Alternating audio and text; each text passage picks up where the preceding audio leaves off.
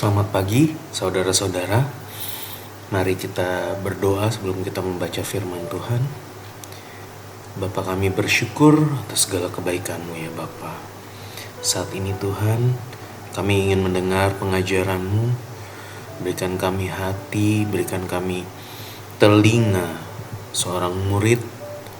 Bapa, bukan hanya kami mendengar, tapi Bapa biar kami juga melakukannya.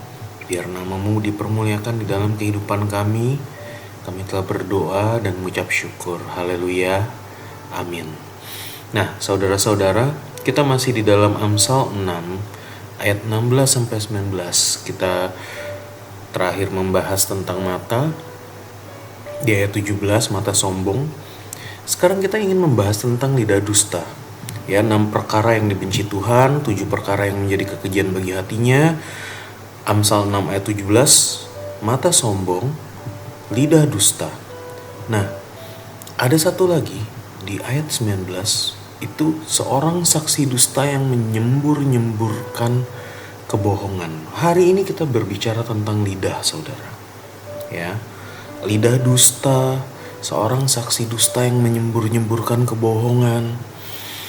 Saya ingin baca satu ayat lagi di Mazmur 34 ayat 13.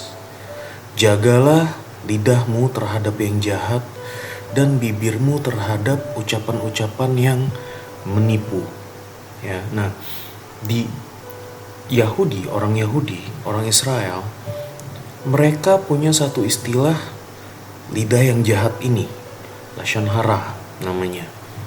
Ya, nah buat mereka definisi dari lidah yang jahat, lashon hara, itu adalah kalau orang membicarakan hal-hal yang negatif, gosip, ya, walaupun itu benar, sesuatu yang negatif dibicarakan. Saudara pernah dengar orang berkata, kamu tahu nggak? Dengar belum? Oh, orangnya memang seperti itu, saudara.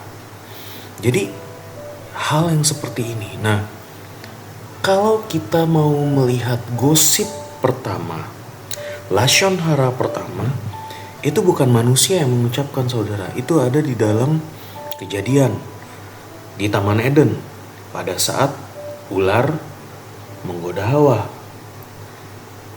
Hawa, tahu nggak? Hawa, Tuhan pasti ngomong begini ke kamu. Ya kan? Silakan saudara lihat.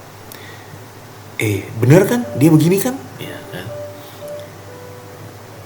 Jadi dia mencampur kebenaran dengan kebohongan. Nah, kita harus berhati-hati dengan lidah kita, saudara. Kalau mata sombong itu adalah input, ya, di mana mata kita mengenakan kacamata, di mana kita menjadi hero, di mana kita menjadi pahlawan, di mana kita menjadi orang yang lebih tinggi. Itu adalah mata yang sombong. Saudara tidak perlu melihat orang dengan pandangan yang merendahkan. Tapi saudara bisa melihat diri saudara sendiri sebagai sang pahlawan. Lalu saudara mulai mencari-cari musuh, itu juga mata sombong. Saudara mulai mencari-cari dengan kacamata yang sudah bias, orang-orang yang menjadi penjahatnya, saudara adalah pahlawan, saudara harus mencari penjahat, saudara. Itu mata sombong. Outputnya lashon hara, lidah yang jahat. Belum tentu salah, tapi diwarnai begitu rupa sampai saudara menjadi hero, sang pahlawan, dan orang lain menjadi penjahatnya. Trik marketing adalah tunjukkan sisi sedemikian rupa supaya membuat sisi yang ini lebih besar, sisi yang ini lebih kecil. Hal positif dari dirimu kamu angkat, sementara hal negatif dari diri orang lain juga kamu angkat. Jadilah kamu menjadi pahlawan dan orang lain menjadi musuhnya, menjadi penjahatnya. Saudara harus berhati-hati karena ini membuat perpecahan. Dan saudara harus berhati-hati karena untuk melakukan ini saudara harus menipu diri saudara sendiri supaya saudara menjadi pahlawan dan orang lain menjadi penjahat. Jaga lidahmu. Ya. Dikatakan di dalam Imamat 19 ayat 16, jangan engkau pergi kian kemari menyebarkan fitnah di antara orang-orang sebangsamu. Saya tutup dengan ini saudara. Yakobus 3 ayat 6 dan 8. Lidah pun adalah api. Ia merupakan suatu dunia kejahatan dan mengambil tempat di antara anggota-anggota tubuh kita sebagai sesuatu yang dapat menodai seluruh tubuh dan menyalakan roda kehidupan kita, sedang ia sendiri dinyalakan oleh nyala api. Ayat 8. Tetapi tidak seorang pun yang berkuasa menjinakkan lidah. Ia adalah sesuatu yang buas, yang tak terkuasai, dan penuh racun mematikan. Tapi saudara, pada saat kita menyerahkan hidup kita kepada Tuhan, kita menyerahkan lidah kita kepada Tuhan, Dia mengambil alih lidah kita.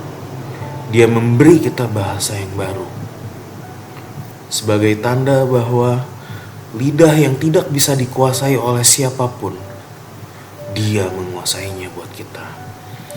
Kalau kita mau merendahkan diri kita, kalau kita mau tunduk merendahkan diri, Tuhan, bukan saya yang menjadi pahlawan Tuhan, Engkaulah pahlawannya Tuhan.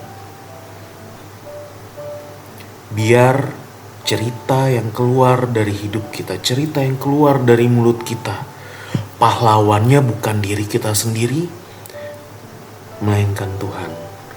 Karena pada saat pahlawannya bukan diri kita sendiri, tetapi Tuhan, kita tidak perlu mencari penjahat-penjahat supaya mengangkat kita menjadi pahlawan. Tapi semua orang di sekeliling kita menjadi rekan sekerja. Yang menjadi musuh kita bukan manusia, bukan darah dan daging, tetapi si iblis. Di sekeliling kita, kita mulai bisa melihat bahwa orang-orang ini bukanlah musuh, bukanlah penjahat. Kita bisa memakai lidah kita bukan untuk membicarakan hal yang negatif tentang mereka. Kita bisa memakainya untuk memuji Tuhan dan mendoakan mereka. Puji Tuhan saudara-saudara, mari kita serahkan lidah kita kepada Tuhan. Kami berdoa Bapa saat ini ya Tuhan, dengan firman-Mu ya Tuhan, kami mau patuh Tuhan. Lidah kami yang tidak bisa kami kuasai, kami mau serahkan dengan penuh kerendahan hati Tuhan, biar Engkau membimbing kami. Pada saat kami tergoda untuk mulai berbicara hal yang negatif, Engkau mulai menutupnya ya Tuhan. Engkau mulai memberi kami jeda, dan biar kami menjadi bijaksana, dan biar kami bisa mengeluarkan kata-kata kehidupan ya Tuhan dari mulut kami. Terima kasih ya Bapa. Kami serahkan seluruh hidup kami saat ini ke dalam tangan. Di dalam nama Yesus kami berdoa dan mengucap syukur. Haleluya. Amin.